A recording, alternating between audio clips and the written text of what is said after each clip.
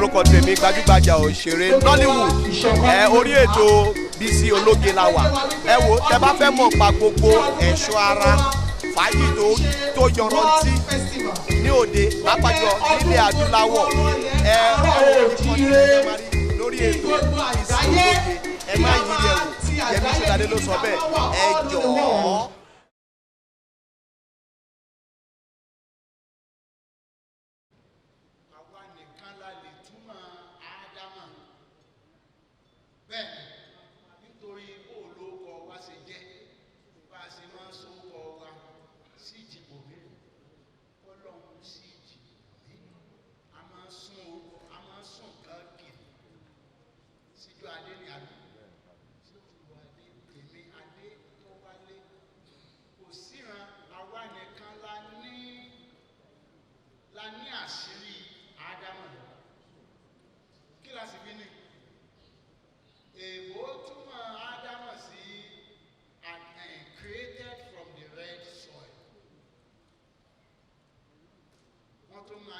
Son of the red soil.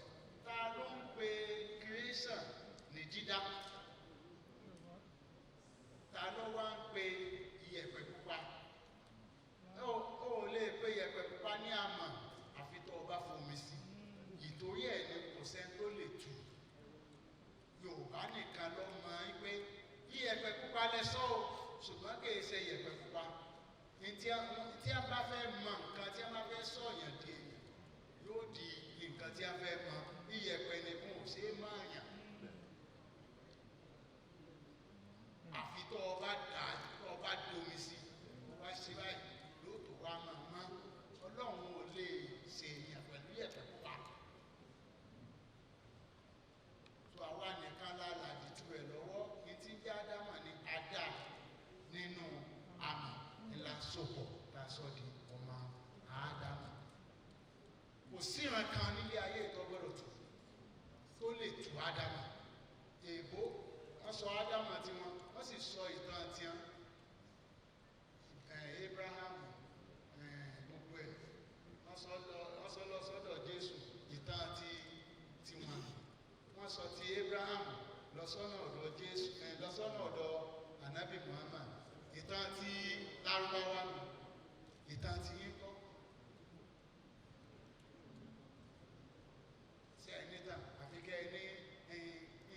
Jábọ́ ọwọ́ tán ọkàn tán Odùduwà jábọ́ látọ̀ Odùduwà tó ní bàbá ọkàn jábọ́ látọ̀ ní bá tán iyẹ̀pẹ̀ pẹ̀lẹ́ díẹ̀ ọba mú àgbàdo ọmọ àgbàdo kó ṣe dàálẹ̀ báyìí lẹ́gbẹ̀ẹ́ ọkàn jábọ́ látọ̀ ní Odùduwà táwọn ẹ̀kọ́ ní bàbá. Bọ́ba wo ìta àkọlé tí ń bọ̀ yìí lẹ́yìn eléyìí ó tún lágbára. Á sọ fún yín tẹ́ fi mọ̀ pé gbogbo ń tó ṣẹlẹ̀ nínú Bíbélì títí dé èkó pupa ọ̀dọ̀ wa ló ti ṣẹlẹ̀. Tí ó bá rí bẹ́ẹ̀ níbo lèyìn ó ti máa bọ̀ tí ó fi lọ fòkun pupa tí ó bọ̀ sí Ísírẹ́lì.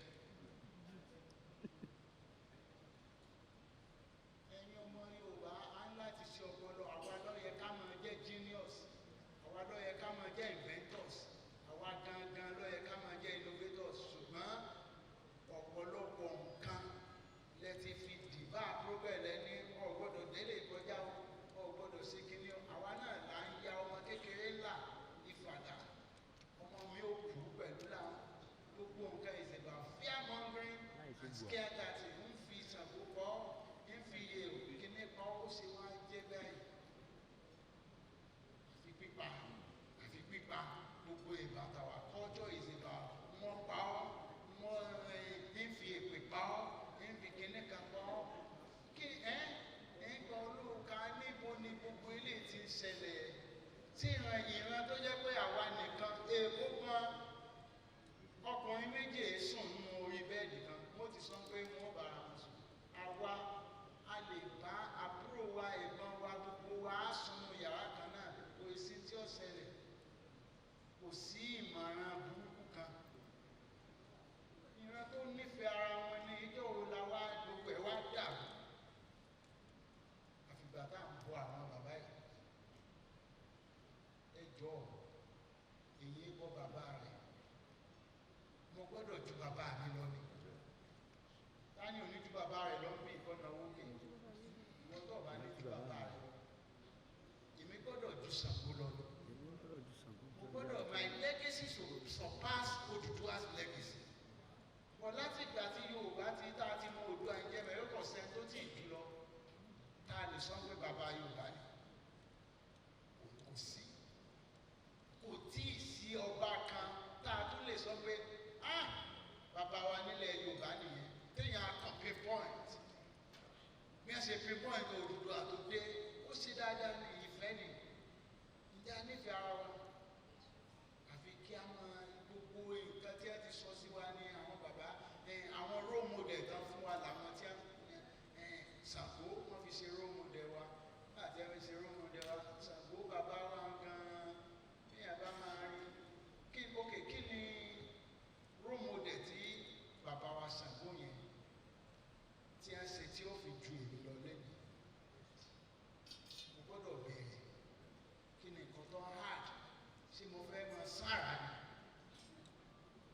ṣé mo fẹ́ máa yọ ọ́nà lẹ́nu sí i so màá wá bèrè lọ́wọ́ ara mi báwo ni wọ́n ṣe kú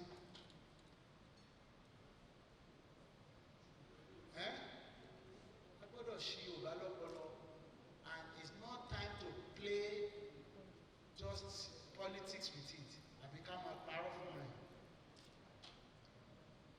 pátápátá là fọ́jú that's why they can call me a radical king because me ní fa ìran Yorùbá sẹ́yìn bá èmi gbọ́dọ̀ ju bàbá mi lọ ni bàbá ńlá ni mo gbọ́dọ̀ jù lọ but èèyàn mélòó ló lè sọ mọ̀ ti ju bàbá ẹ̀ lọ nínú innovations báwo ni màá ṣe wá máa bọ àwọn bàbá mi báwo ni aláṣẹ ọba aláṣẹ ó tó ń wájúra lọ ṣókùn á máa lọ ọmọ kànga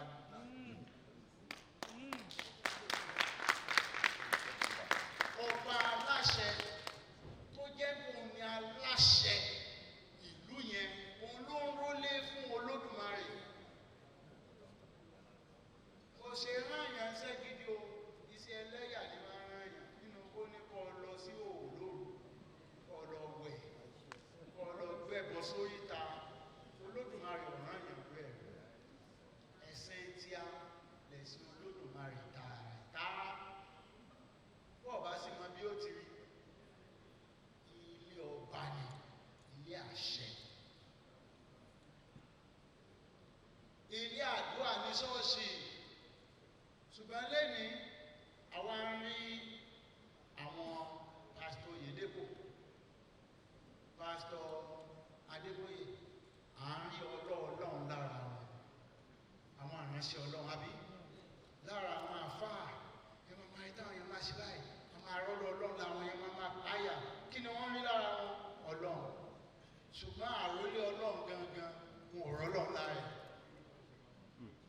kí ni a rí lára àwọn ọba ẹ má jẹ lẹ́gbẹ̀ẹ́ o ó lè jẹ́ pé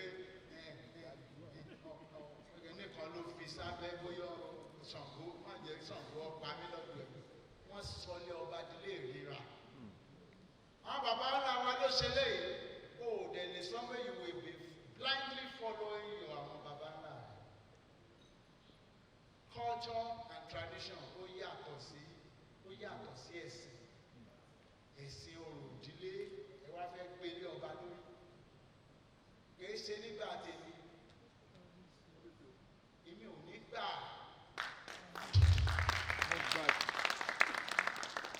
bẹ́ẹ̀ fẹ́ bẹ́ẹ̀ kọ̀ kò sọ tẹ́ níwájú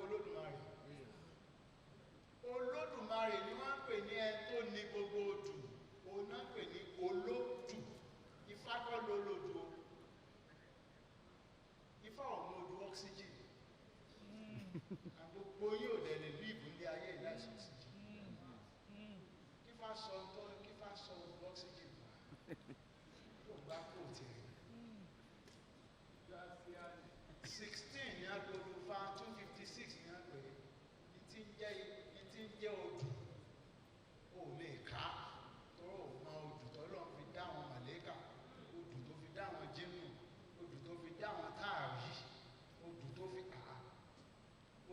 Sujimoto fi ń kọ́ ó dùn ní.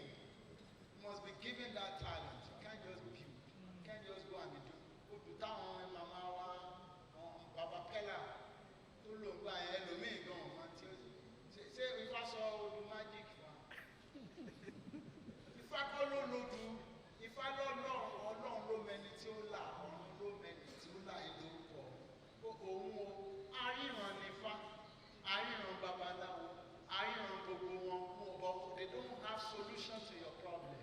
Ẹnìkan tó tó close láti ní solution to your problem nílẹ̀ Yorùbá wọn lọ bá. Wọ́n gbogbo àwọn ọba yìí níbo ní akọrí sí. Nígbà tí ọmọ rẹ̀ láláṣẹ. Tọ́mọ rẹ̀ ní pé àfi ti bá lọ bọ òṣojú Olódùmarè. Wọ́n á sojú dání, níṣojú Ṣàngó, níṣojú Ògún. Ṣógun lọ kí ọjọba Ṣàngó gan dọ̀bálẹ̀ fún bàbá rẹ̀. Ṣàngó dọ̀bálẹ̀. Bó la ṣe wá gbọ̀ báyìí? Etunúpé wà mí ní èdè. Mo ní Etunúpé kí ló kọ Ṣàngó níbo ni ó ti wá ó lọ́wọ́ làwọn ń jẹ́ Ṣàngó. Ẹ̀yin Yorùbá wá ń forí balẹ̀ fún èdè Núpé. Kò sí Ṣàngó nínú ìtumọ̀ orúkọ tiwa. O ò lè túmọ̀ bá a ṣe ń sọ orúkọ pọ̀. Adéṣínà ni Adétóṣínà. Ẹnìkan kan máa sọ orúkọ Mùsùlùmí ní ìsinyìí lórí ilẹ̀ Yorùbá la wà. Tó o bá ń wó kọ, tó o bá lóko ọmọ Yorùbá, pé màmá rẹ, pé bàbá rẹ, pé kí ló kọ Yorùbá mi. Tó ń jẹ́ Jòhánù, tó ń jẹ́ Jọ́ọ̀nù, tó ń jẹ́ Stone, Robinson, Crusoe.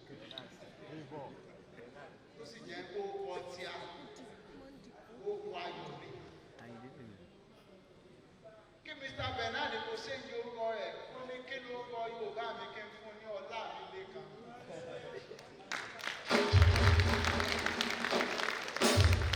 Ó lè bá àmọ̀ túmọ̀ pé ọlá àwọn tó lé ìtàn. Àdúrà ni ó kọ wa. Ayọ̀ mi dé, ayọ̀ mi ti dé, tèmi tọ́pẹ́. Adéwálé. Ayọ̀ dé, ayọ̀ ti dé. Tèmi Táyọ̀. Olúwadọ́pẹ́. Yorùbá dùn. Wọ́n ti ń mìíràn mọ́ ìdílé Yorùbá ní ní gbàṣà wa jẹ́ o. A ní onífá òní ní ẹ lọ wọṣọ, òní ní ẹ wọ aṣọ tó bá ní kọ́lọ̀, yóò ní white. White tó sì ní àwọ̀ ẹ̀jẹ̀ mọ́tòmí, ní tí fárí wọn ò máa tún ní. Ní tí fárí ní pé jẹ́ kínú ẹ mọ́, ó dè rẹ náà sì ṣe kí ni.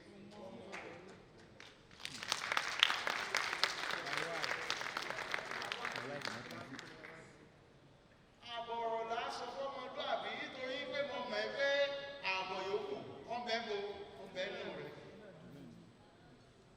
Bí n bá ti sọ àbọ̀ fún ọ, àbọ̀ tí ń bẹ nù ẹ̀ yọ papọ̀ yóò sọ di kí ni.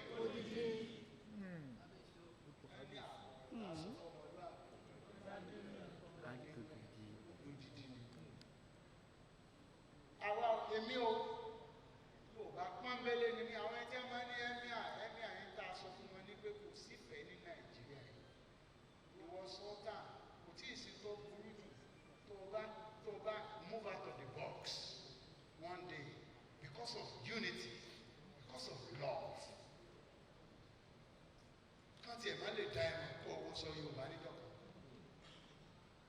Kí ọmọ Yorùbá tí ń gbé ní Sókótó kó rí ọ gẹ́gẹ́ bí bàbá rẹ̀.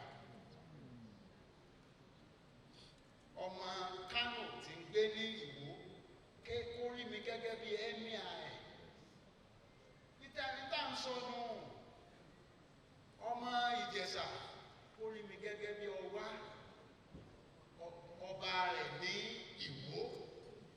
Sódà kò síbi tá a bá lọ kò ní sí ọ̀rọ̀ ọmọ mo dírẹ́sì bí igwe náà wọ́n sọ yín o. Wọ́n sọ yín o ọmọ Ìgbò kó dọ́dọ̀ mi kó lè ní Igwe Eze kí n lè fà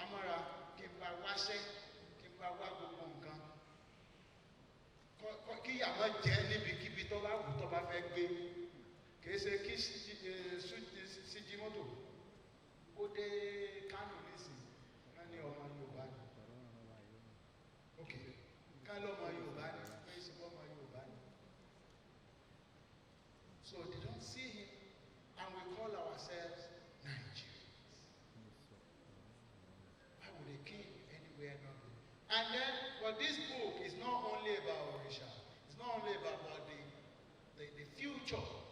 Ọjọ́ iwájú ilẹ̀ Yorùbá, ọjọ́ iwájú àwọn ọba. Because tí ọba ọba ti get it right, Nigeria cannot get it right. And we need Nigeria to get it right. So that the black nation, there is no black nation without Nigeria. If Nigeria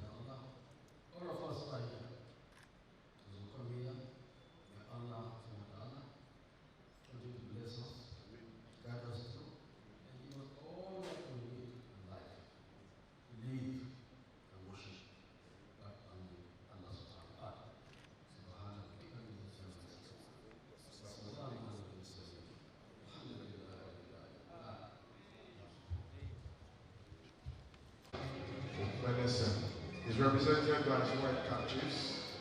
We value your presence and we celebrate you.